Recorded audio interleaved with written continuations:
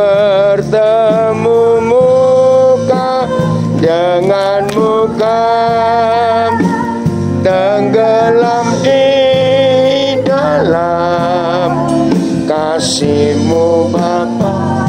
Men, pujian yang baru kita naikkan saudara, bukan sekedar kita menyanyi, tapi biar itu jadi kerinduan kita. Amin. Tenggelam dalam hadirat-Mu, berjumpa Tuhan wajah dengan wajah. Oh, itu luar biasa. Menikmati kasih Bapa. Saudara, awal November yang lalu, dunia sangat berharap. Ya, dengar.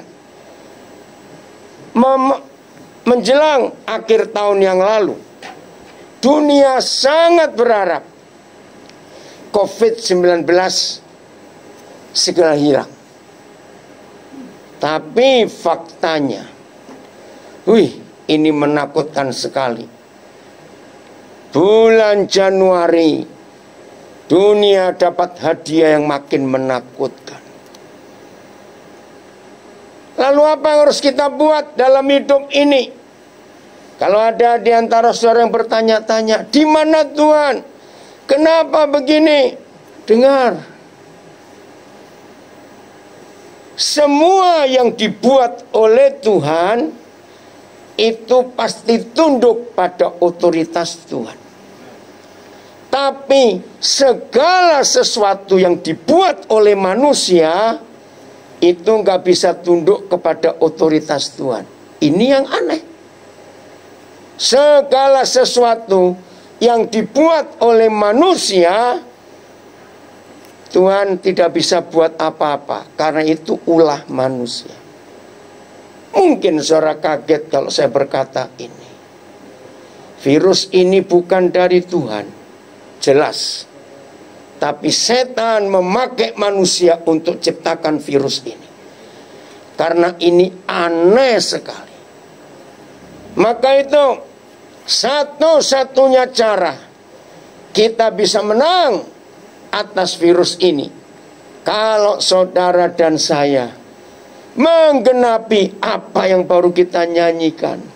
Tenggelam dalam hadirat-Mu, menikmati kasih-Mu, jumpa Tuhan wajah dengan wajah. Hanya ini kekuatan kita. Lalu apa harus kita buat selanjutnya? Saudara, contoh perang. Ada banyak orang beragama menyalahkan Tuhan. Kenapa ada perang? Masa Tuhan gak bisa menghentikan perang? Dengar jawabannya. Tuhan sama sekali tidak bisa menghentikan perang. Sebab perang itu buatan manusia. Catat ini. Lalu bagaimana perang bisa berhenti? Ya manusia yang harus menghentikan. Dengan cara apa manusia bisa menghentikan perang? Gampang kalau mau. Apa itu? Tutup semua pabrik senjata. Perang tidak ada di dunia. Tapi mengapa sampai hari ini manusia begitu sulit menutup pabrik senjata? Karena uang. Di masa pandemik ini, justru yang paling dapat duit banyak tetap pabrik senjata. Yang kedua, 23 April tahun 2020, dunia dikagetkan dengan menemukan harapan baru. 23 April 2020. Apa itu? Ternyata ada sedikit dokter di dunia, termasuk di Indonesia. Saya lupa dokter perempuan siapa yang dari Bandung. Ternyata menemukan vaksin obat COVID yang terbaik. Itu ternyata di dalam plasma darah orang yang pernah terpapar corona ini. Wih, dunia gempar. Sampai suatu hari saudara di sebuah TV Indonesia ada tayangan yang menarik. Saya sampai kaget pas saya bisa nonton itu. cuma 15 menit disiarkan. Saudara boleh cari, itu di Metro TV. Begini judulnya, Darahku Obatmu. Saudara kaget nggak? Pas saya lagi buka itu, wih, kok ada kalimat ini, darahku obatmu. Itu kira-kira Oktober tahun yang lalu. Tuhan tetap bertanggung jawab untuk manusia. Ketika pengobatan COVID dengan plasma darah, orang yang sudah terpapar ditemukan. Di situ kita melihat tanggung jawab Bapa kita. Walaupun setan lewat para ahli membuat virus ini, Bapa tetap bertanggung jawab untuk kita.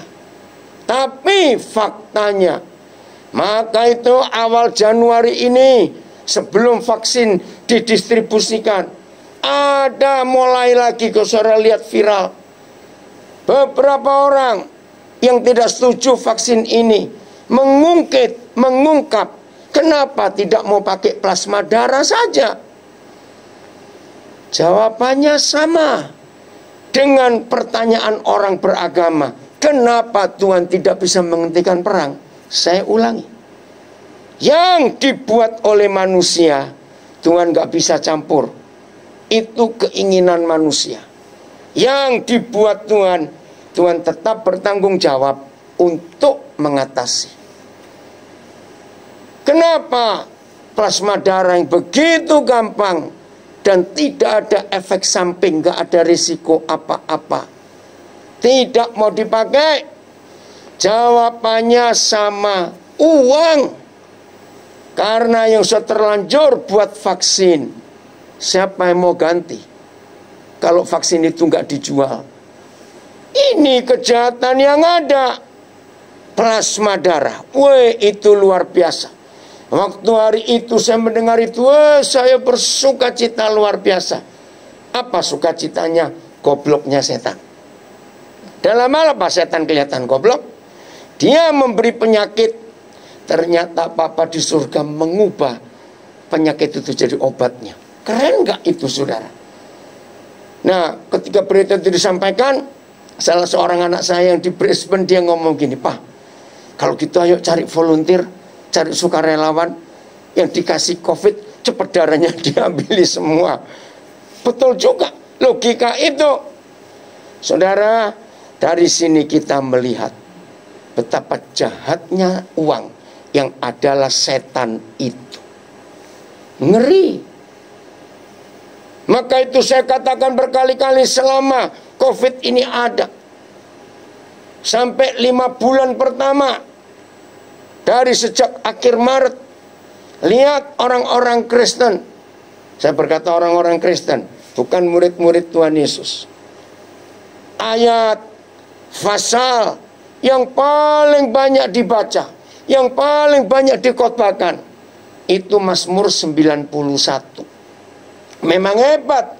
Janji Tuhan di pasal itu serius. Kalau kita baca, weh saudara, betul. Bagaimana ada penyakit sampar yang berkeliaran di waktu malam, di waktu pagi semuanya. Itu Mazmur 91. Tapi kalau itu hanya jadi mantra, dengar, diucapkan berulang-ulang dan dihafalkan, tidak ada gunanya. Sebab kunci Mazmur 91 ada di ayat 14.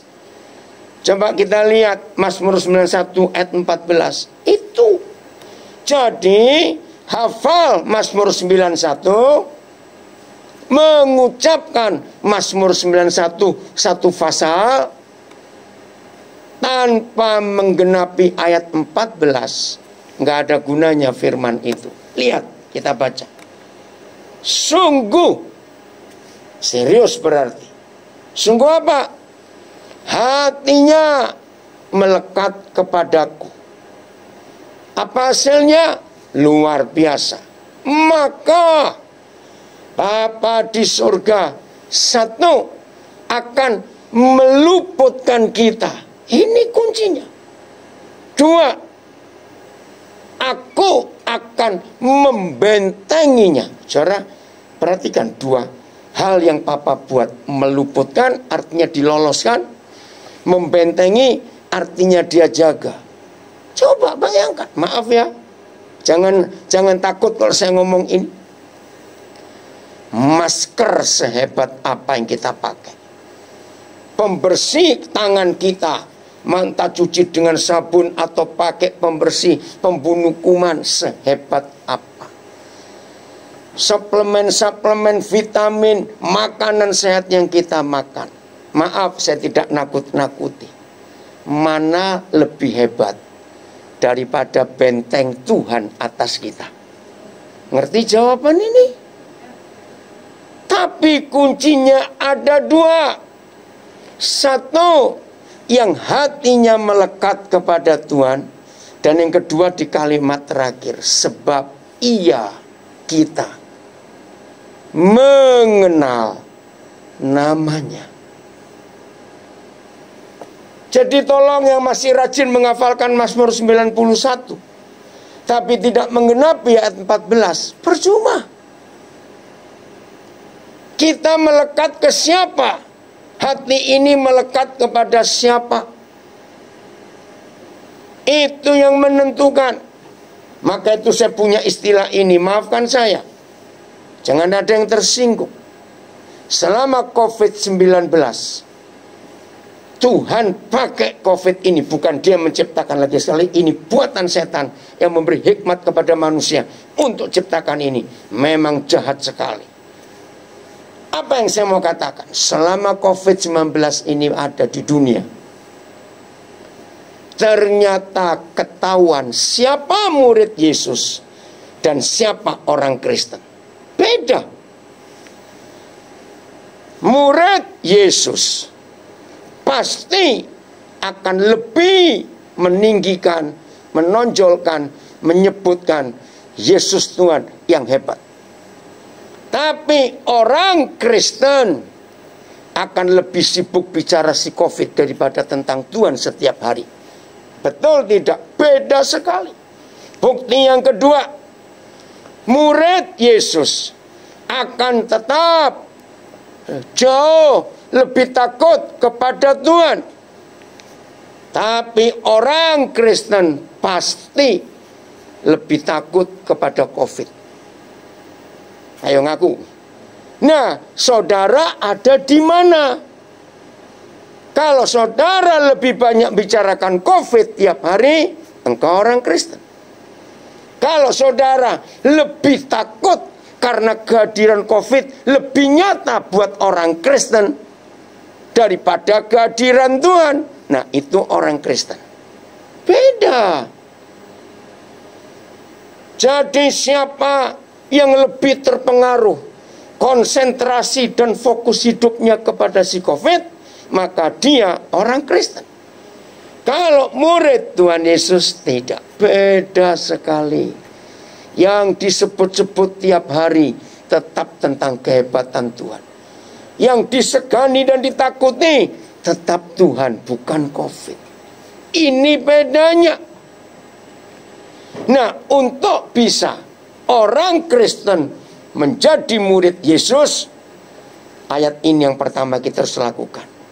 Hati kita melekat ke siapa? Lalu kita kenal nggak siapa papa kita?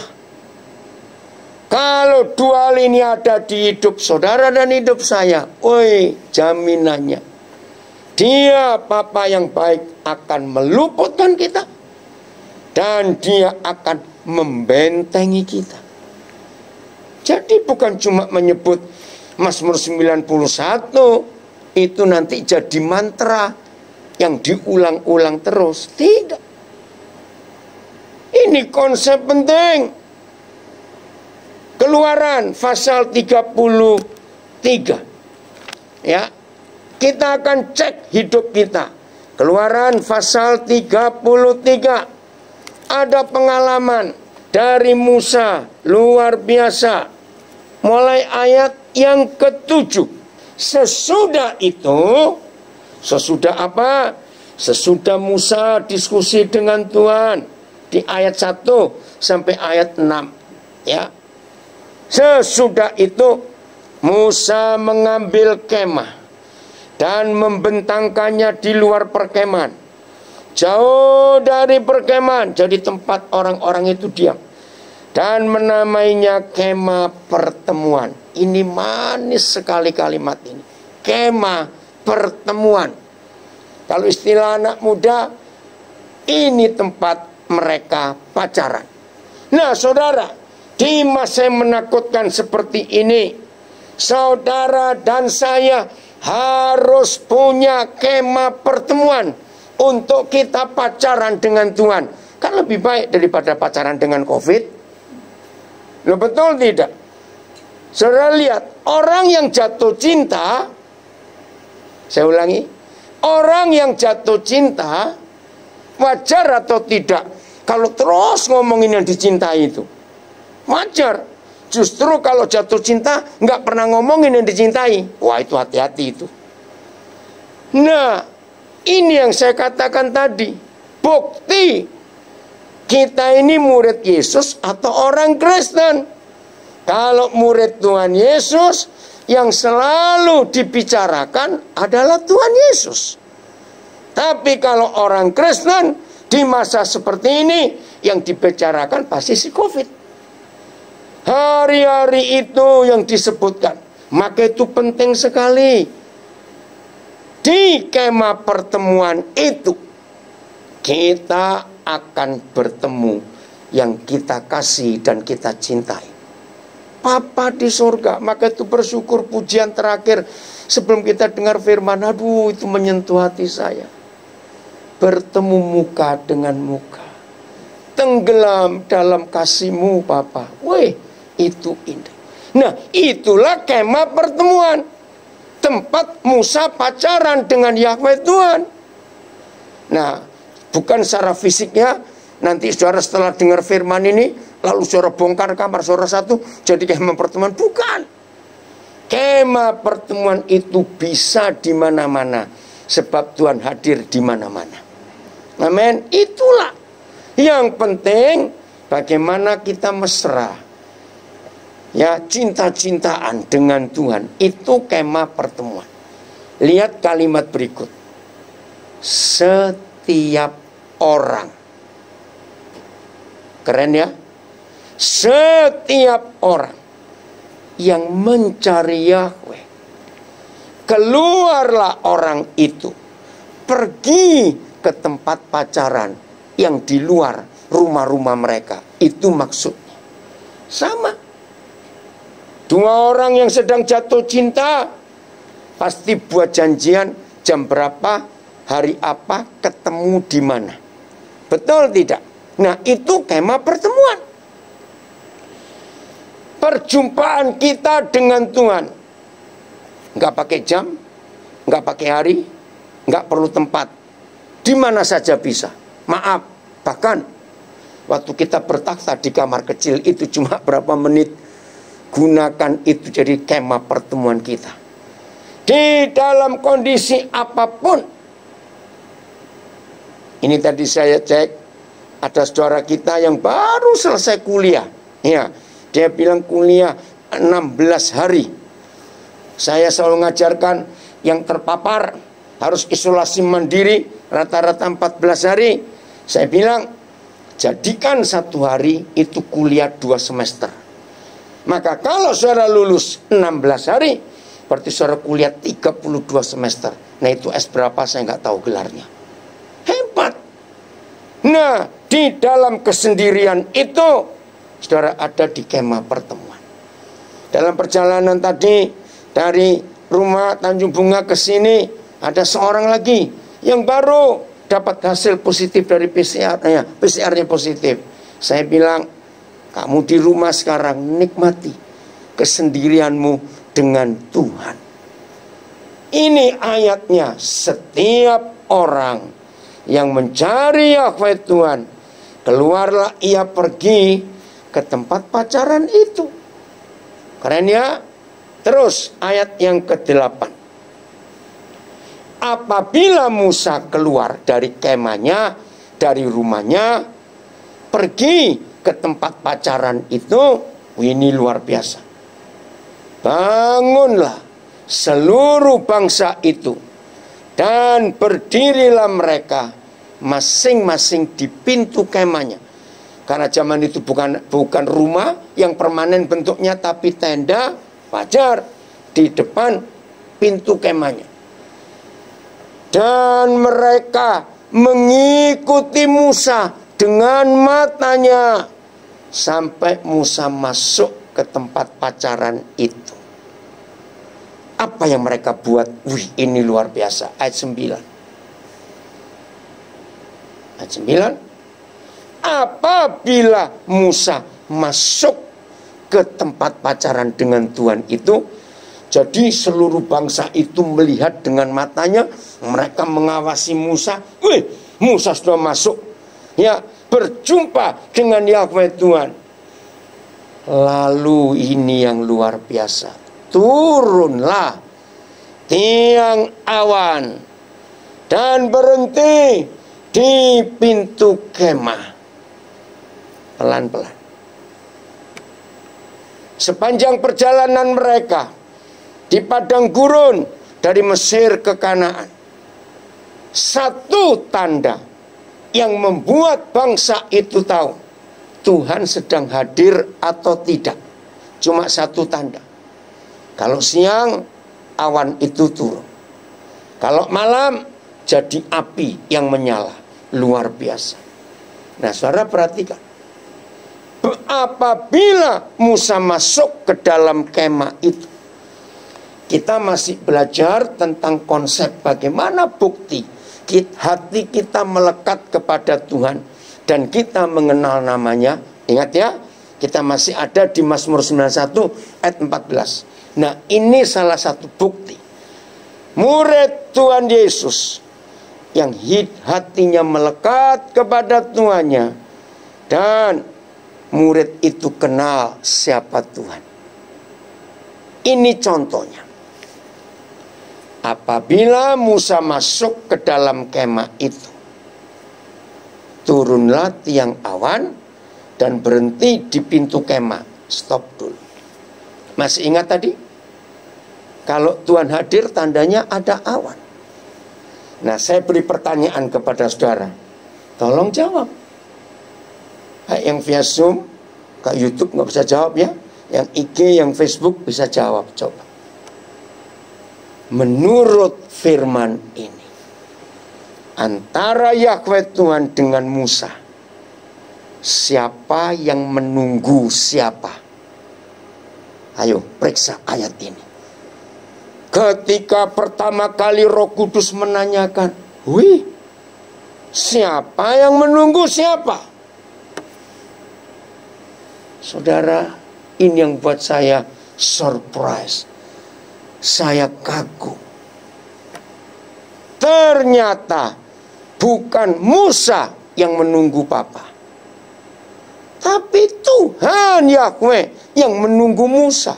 Buktinya Tuhan menunggu kapan Musa masuk. Begitu Tuhan tahu Musa masuk, dia baru turun.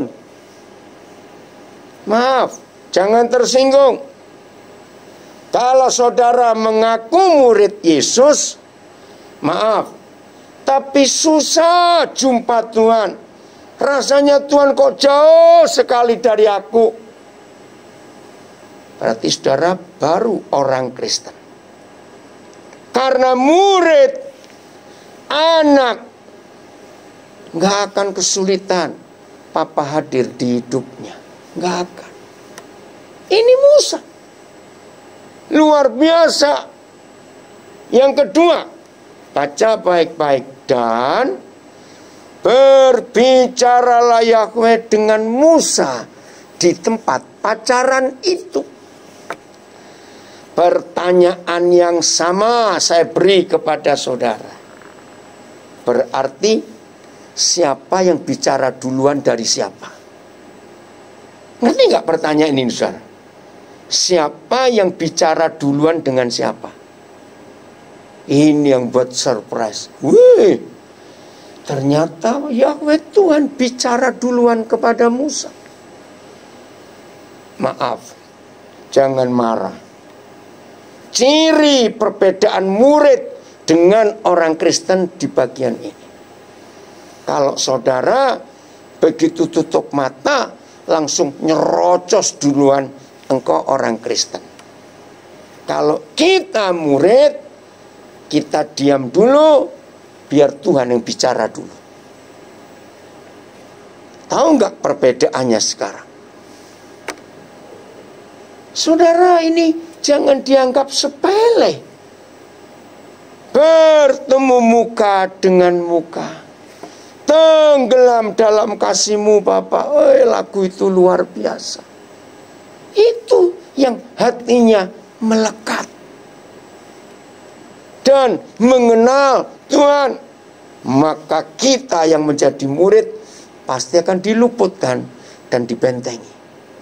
Wih, dahsyat. Ayat 10. Masih Keluaran 33. Setelah seluruh bangsa itu melihat apa? Bahwa tiang awan sudah berhenti di pintu tempat Musa pacaran dengan Tuhan. Berarti seluruh bangsa itu tahu yang Maha Kudus sudah hadir menemui gembala kita, yaitu Musa. Maka mereka bangun sujud menyembah masing-masing di pintu kemahnya. Dahsyat nggak ini, saudara? Saya ulangi lagi, tahun yang tidak menentu ini. Coba saya mundur sebentar.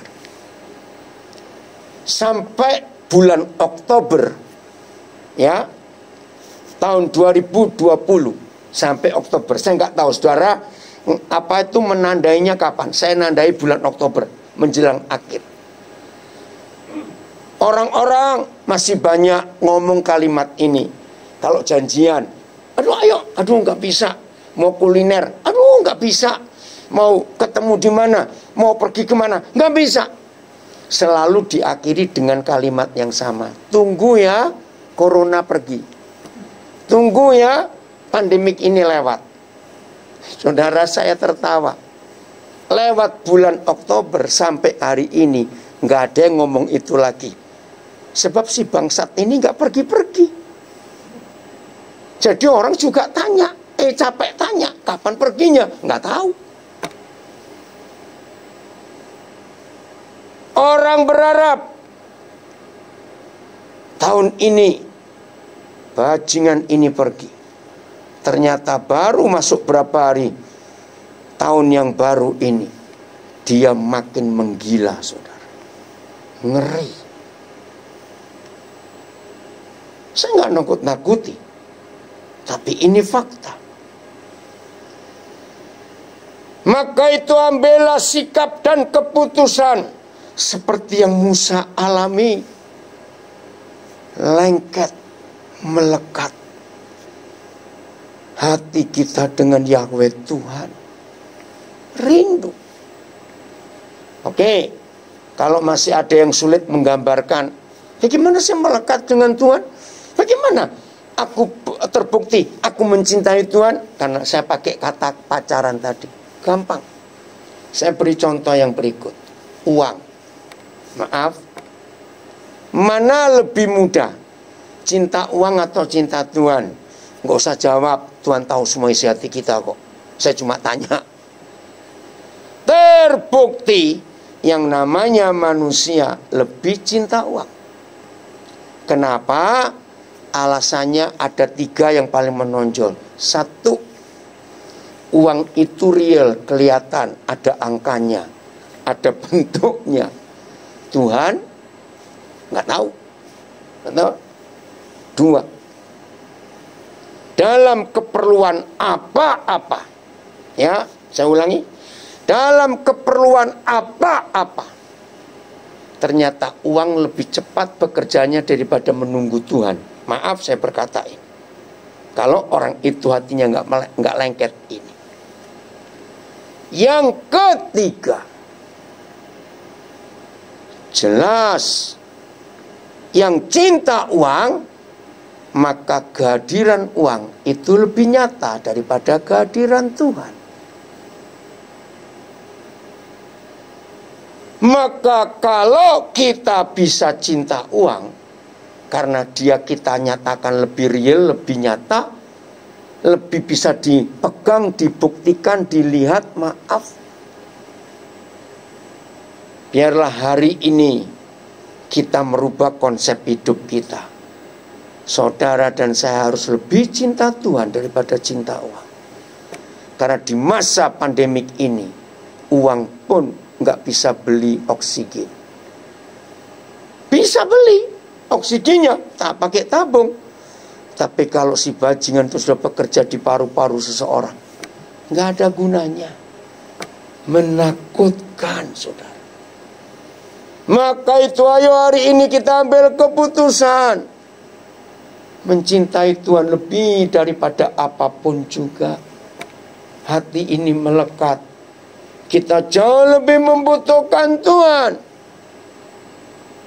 Jadi saya ulangi, kalau Bapa yang Maha Kudus Maha Kuasa bisa sedekat itu dengan Musa, saudara dan saya hari ini harus percaya, Papa pun bisa tetap dekat kepada kita seperti dia dekat kepada Musa.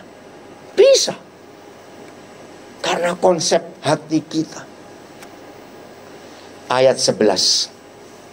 Ini hebat sekali. Ayo, semua kita mempercayai bahwa yang tertulis di Keluaran 33:11 bisa terjadi di hidup kita. Harus. Karena Papa sama, yang disembah Musa dan yang kita percaya sama. Dan Yahweh, lagi sekali, siapa yang lebih banyak nyerocosnya? Dan Yahweh berbicara. Saudara, dari tadi kita tidak menemukan tulisan Musa berdoa, Musa bicara, enggak ada.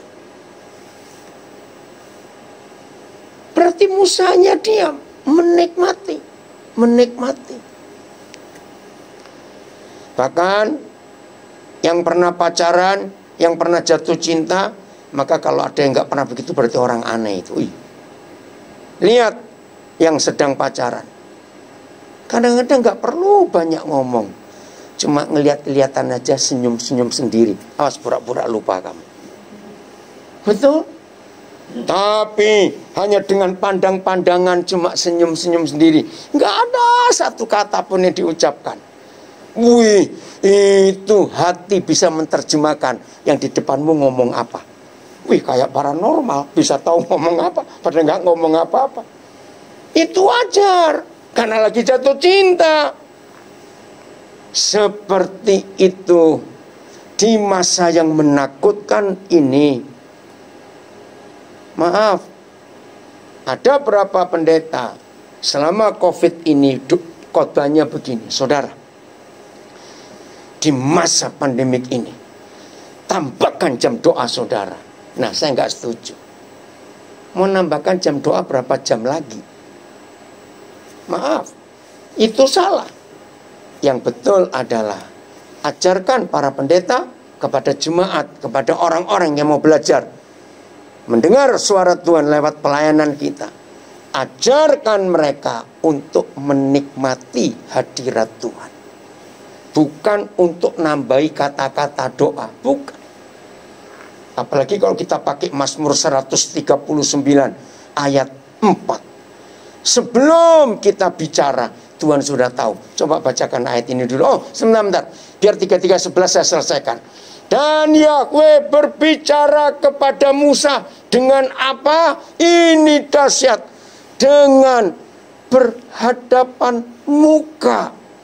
Seperti seorang berbicara kepada temannya. Tolong disimpan ayat ini. Lalu mari mulai hari ini sampai seterusnya, semua murid-murid Tuhan Yesus mengalami kedekatan, kedahsyatan hubungan pacaran kita dengan Tuhan, saudara. Kalau ini terjadi, hidup ini luar biasa indahnya. Yang baru jadi Kristen atau yang masih di status Kristen, ubah hati saudara. Jadi segala sesuatu yang mulai Bapa di surga, bukan kita, bukan Musa. Bapa yang menunggu Musa hadir, baru dia turun. Bapa yang bicara duluan, bukan Musa yang nyerocos. Udah, Mazmur 139 ayat yang keempat. Coba saudara lihat ayat ini. Maaf ya, rekan-rekan hamba Tuhan yang masih ngajar salah, dikit-dikit ayo berdoa, sebentar-bentar ayo berdoa. Salah, maaf, ini ayatnya. Sebab sebelum lidahku mengeluarkan perkataan, sebelum mulut kita ngomong apa-apa, sesungguhnya semuanya telah kau ketahui, ya Yahweh. Terus pasti ada yang protes. Loh, jadi kita nggak perlu berdoa. Nah, itu salah pertanyaan. Saudara, dalam bahasa Jawa yang di Indonesia kan ada kata sembahyang. Masih ingat ya? Itu bahasa Melayu, sembahyang. Ternyata itu dari bahasa Hindu. Sembah artinya sujud. Karena dulu sebelum Muslim masuk, sebelum Buddha masuk, nenek moyang bangsa Indonesia itu animisme. Hindu adalah agama pertama yang menguasai Jawa, Sumatera, Kalimantan. Maka itu ditemukan kerajaan Hindu tertua di dunia. Itu ternyata ada di Kutai sekarang, Kalimantan Timur. Nah, di Nusantara. Kerajaan Hindu tertua. Baru muncul Sriwijaya, Majapahit, dan lain-lain. Maka itu berdoa dalam bahasa Melayu yang lama sembahyang.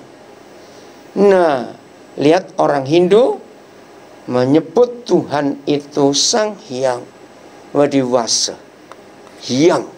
Yang itu Tuhan, sembahyang. Nah, itu bahasa Melayu. Tapi di dalam hidup murid-murid Tuhan Yesus tidak ada kata doa, nggak ada kata sembahyang. Pray itu bahasa Inggris, itu nggak ada. Yang ada apa? Bersekutu. Karena murid-murid Yesus tahu sikap hati papanya. Apa itu?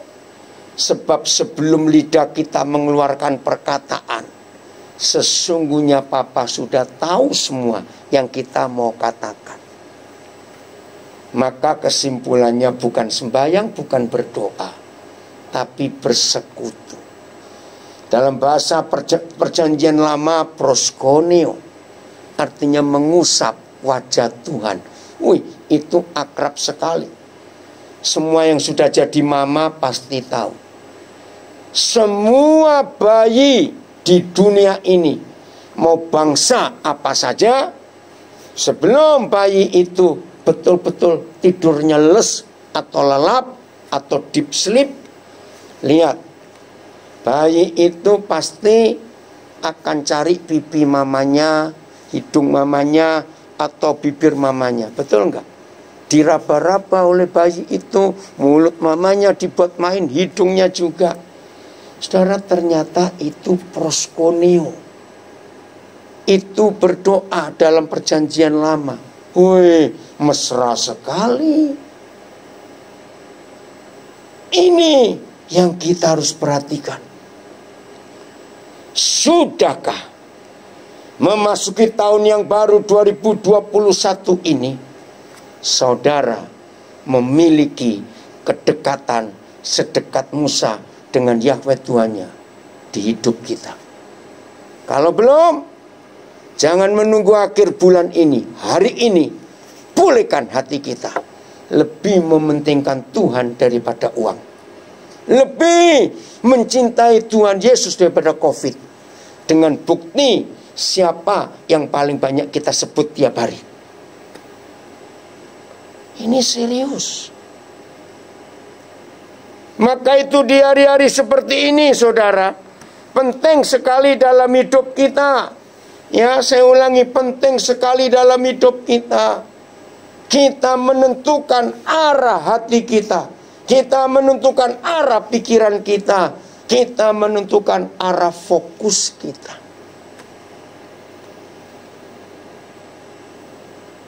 Semua orang berkata, Januari ini aneh. Belum pernah sepanjang COVID ini mulai merebak akhir Maret yang lalu. Semua kita mendengar berita orang-orang yang kita tahu, yang kita kenal, banyak kena.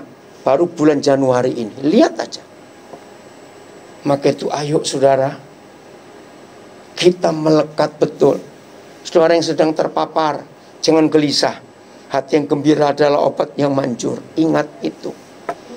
Kiranya para pemerintah bangsa-bangsa bertobat, tidak disetir oleh perusahaan vaksin. Ayo, seharusnya makin banyak yang positif. Berarti obatnya makin banyak dan gratis. Plasma darah.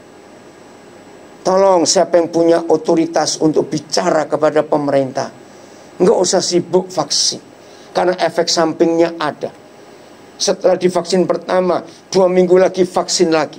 Itu masih dicek lagi. Tapi kalau plasma darah, nggak ada efek samping. Kalau itu ada, kecil sekali. Harusnya kita menggunakan apa yang Tuhan sudah buat. Tapi lagi sekali karena duit. Saudara, jadi tidak ada hal lain dalam hidup kita kecuali kita melekat dengan Tuhan. Makin nempel, nggak bisa lepas, makin nempel. Kegelisahan itu kita buang, ganti dengan firman. Bagian terakhir, ya bagaimana kita bisa membuang gelisah itu? Saya telepon, saya bicara pada beberapa saudara yang panik, yang gelisah. Memang sulit, tapi ini jawabannya. Coba dengar ya. Kenapa ada orang bisa gelisah gara-gara COVID-19? Simpel. Penyebabnya sepele, tapi ini fakta. Saya ulangi. Mengapa ada orang bisa gelisah padahal dia nggak positif, tapi gelisah dengan COVID ini? Jawabannya gampang. Karena saudara terlalu banyak baca berita COVID. Betul tidak? Coba orang buta huruf kan cuma hai saja, nggak bisa baca. Loh, ngerti nggak maksud saya? Nah, ternyata membuat gelisah dan menciptakan hati yang gembira itu tergantung berita apa yang kita konsumsi. Betul? Kalau berita kabar baik, ingat loh, di dunia ini tidak ada satupun yang bisa dan mampu dan harus disebut kabar baik kecuali Injil Yesus Kristus Tuhan. Betul? Cari sumber berita dari mana saja, nggak ada yang disebut kabar baik. Jadi kabar baik, good news, itu hanya firman Tuhan. Maka itu mulai hari ini apa-apa nyatakan, pilih, tetapkan, fokuskan, ambil kabar baik, yaitu firman. Amin. Nggak boleh yang lain, harus firman. harus firman. Maka dengan firman saudara dan saya akan maaf ya, akan mampu, jangan sibuk, nggak apa-apa, akan mampu menerima kabar baik, berita positif, berita yang menggembirakan, berita Olive nggak usah ya. Berita-berita yang hebat sekali. Dengar ya, gelisah atau gembira, takut atau bersukacita, tergantung berita apa yang kita baca dan berita apa yang kita dengar.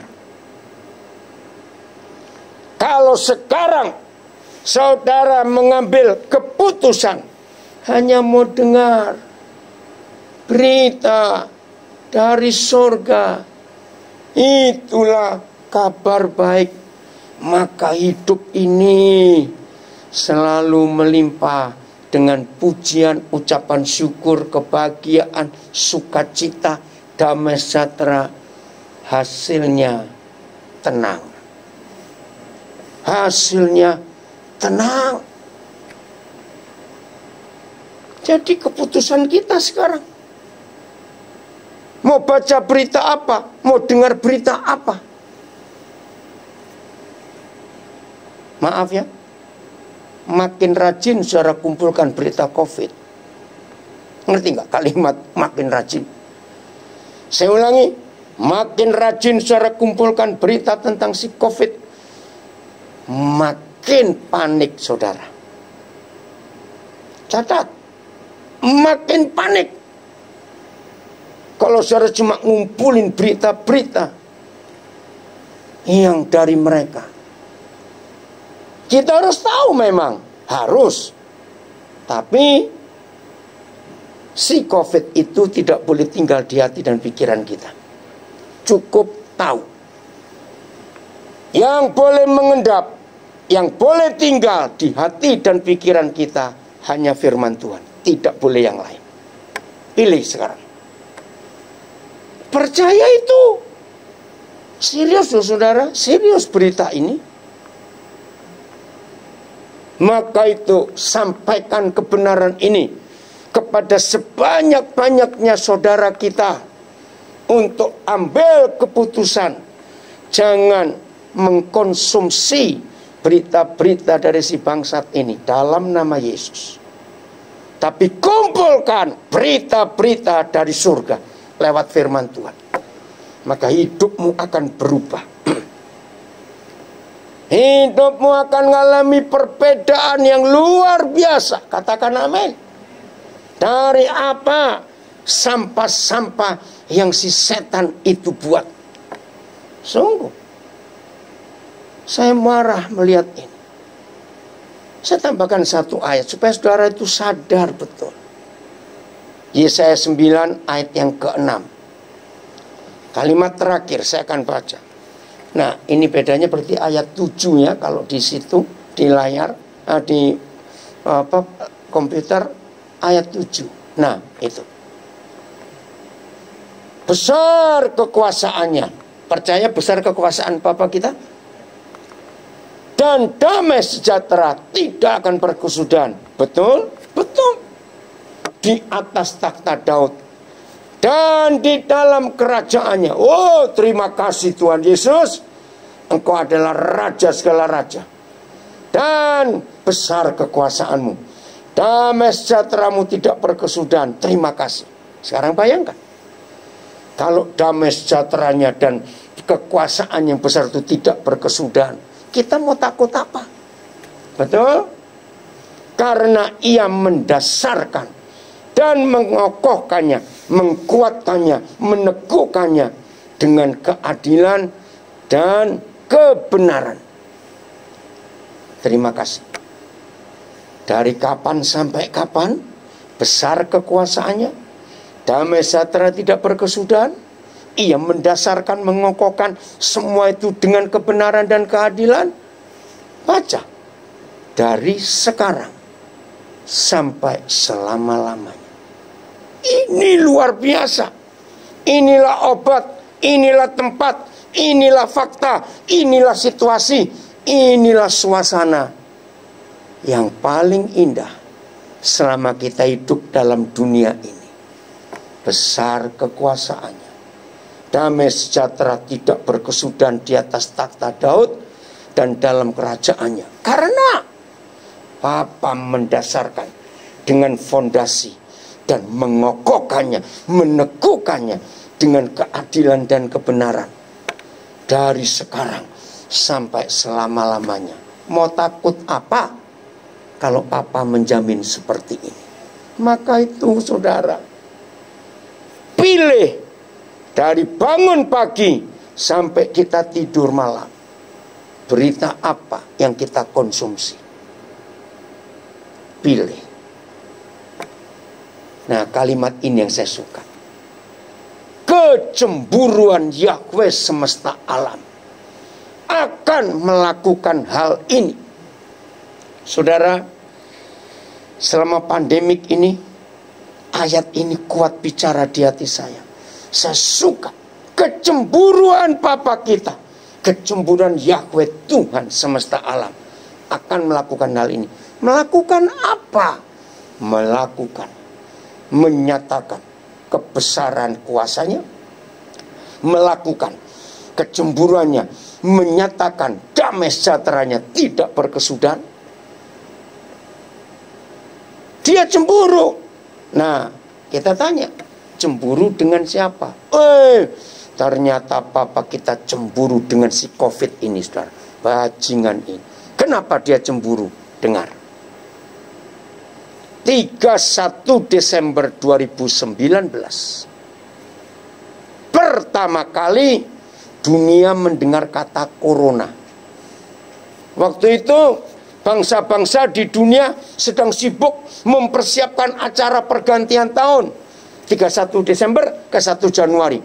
Seluruh dunia sedang sibuk. Tiba-tiba berita dari Tiongkok, ada virus namanya corona muncul di Wuhan. Tapi seluruh dunia masih hahaha. Termasuk saya mendengar itu. Virus apa itu? Kok corona namanya? Dan jujur saya kepikir, itu jauh Wuhan dengan Indonesia, jauh. Tapi mengejutkan, awal April. Catat. Bulan April. WHO, Lembaga Kesehatan Dunia, menyatakan sudah tidak ada satupun negara di dunia yang gak terpapar si bajingan ini. Hah? Ini kecemburuan Tuhan. Ternyata setan ini bisa merusak dunia hanya dalam waktu kurang 4 bulan. Virus ini sudah menyebar hanya kurang 4 bulan. 31 Desember, Januari, Februari, Maret, 3 bulan, April. April belum habis, dunia sudah kena semua. Bagaimana Tuhan tidak cemburu? Injil yang diberitakan pertama kali ketika Tuhan Yesus mau naik ke surga, itu kan 2000 tahun lebih yang lalu. Bagaimana virus Injil bisa kalah dengan si bajingan ini yang perlu waktu hanya kurang dari 4 bulan? Tapi kenapa virus Injil yang jauh lebih dahsyat? Kenapa sudah 2000 tahun lebih, setengah dari penduduk dunia aja belum diinjili? Ini kecemburuan Tuhan yang pasti akan melakukan itu. Terima kasih Bapak. Saya tambahkan satu ayat. Yohanes 2 ayat 17. Coba lihat ayat ini. Yohanes 2 ayat 17. Maka itu tiap kali saya dengar ada orang terpapar virus ini, saya marah. Saya bilang setan kurang ajar. Maka itu jangan tersinggung kalau saya bilang si bangsat ini. Tuhan marah, saya juga marah dengan virus ini. Enak sekali kamu merusak hidup orang, menghancurkan ekonomi dunia. membunuh orang seenaknya. Ngeri, saudara. Lihat, hari itu Tuhan Yesus marah besar. Masih ingat ya? Seperti biasa, karena dia orang Yahudi, maka harus ibadah di bait suci. Apalagi itu hari besar, yang terbesar buat orang Yahudi. Begitu Tuhan Yesus tiba di bait suci di halamannya, dia marah melihat banyak pedagang. Terus dihancurkan semuanya itu. Nah, murid-muridnya bingung. Kenapa Tuhan kita, guru kita jadi seperti ini? Maka teringatlah murid-muridnya bahwa ada tertulis, cinta untuk rumahmu. Ada terjemahan lain, cemburu untuk rumahmu. Ada terjemahan lain, gairah untuk rumahmu. Itu menghanguskan aku, membakar aku. Siapa rumahnya? Kita. Maka itu saudara, selama COVID ini, kalau ada di antara saudara nggak marah, nggak cemburu, sebab COVID ini merusak banyak rumah Tuhan, yaitu kehidupan. Betul tidak? Maka itu di akhir khotbah ini, saudara ingat, kalau saudara dan saya tidak ikut merasakan kecemburuan Tuhan yang merusak rumah Tuhan, yaitu hidup banyak orang percaya, murid-murid Yesus, orang-orang Kristen, maka kita belum layak disebut murid Yesus. Kita cemburu, kita marah, gairah, cemburu, cinta untuk rumahmu, itu membakar hati Yesus. Karena rumahnya jadi tempat orang bisnis, rumahnya yang adalah tempat doa bagi segala bangsa dirusak oleh sistem bisnis, oleh sistem uang. Maka itu hati-hati dengan ini. Jadi kalau mulai saat ini saudara dan saya hidup dalam firman, melekat, dan Tuhan mengenal kita, kita mengenal Dia, maka hidup ini akan luar biasa. Ayat terakhir, Keluaran 33 ayat 17. Setelah ini biar saudara-saudara kita menghampiri Tuhan dengan sungguh-sungguh. Kita naikkan lagi pujian nanti sebelum doa. Berfirmanlah Yahweh kepada Musa, juga hal yang telah kau katakan ini Musa akan kulakukan. Saya kagum pada firman ini. Coba renungkan. Enggak ditulis loh. Juga hal yang telah kau doakan Musa akan kulakukan. Maka itu dengar, tadi saya bicara. Kata doa sembahyang tidak ada di Alkitab. Katakan, diskusi, cerita, pacaran, itu yang benar. Coba saudara dengar. Berarti Musa bicara apa saja, Papa pasti melakukan. Keren gak ini saudara? Kenapa? Ada dua alasan. Satu, karena. Nah itu, mendapat kata karena, saudara gak bisa mengingkari. Karena engkau Musa telah mendapat kasih karunia di hadapanku. Favor, perkenanan, disukai Tuhan, disayang Tuhan, didengarkan Tuhan. Itu kata kasih karunia. Kedua, aku mengenal engkau. Bukan kita yang bicara kenal Tuhan. Tuhan yang bicara pada kita. Dia yang kenal kita. Beda. Jadi hari ini temukan hati saudara dan hati saya melekat kepada Dia. Temukan hari ini kecemburuan Tuhan melakukan kepada si setan, si penyakit ini yang merusak dunia. Dia cemburu, dia marah karena rumahnya dihancurkan oleh si bangsat ini. Saudara dan saya harus bangkit bersama Tuhan untuk melawan ini. Biarlah kecemburuan Tuhan ada di hidup kita mulai hari ini. Katakan amin. Harus ada kecemburuan ini. Kita nggak rela mereka disiksa seperti itu. Siap mulai hari ini untuk kita betul-betul hidup melakukan kehendak Tuhan. Enggak ada pilihan lain. Terima kasih Tuhan. Untuk apa yang Tuhan sudah buat atas hidup kami. Biarlah firman ini jadi kenyataan buat kita.